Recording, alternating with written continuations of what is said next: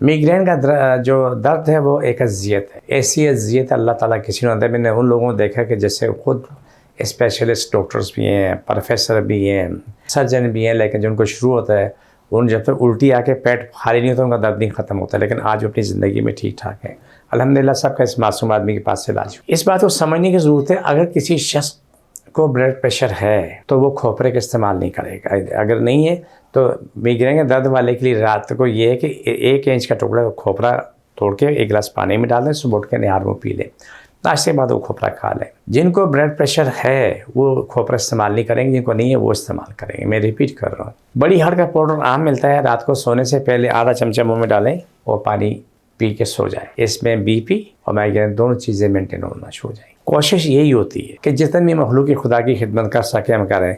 मेरे पास मैं बताऊंगा, आप लोग आके इलाज कराते हैं, आए आके इलाज कराएं, आपको कोई खर्चा नहीं है। दवाई लोग दवाई के पैसे होंगे, दवाई के अलावा कोई पैसा नहीं, कोई फीस नहीं है, कुछ भी नहीं। दुआओं की दरख्वास्त होती है।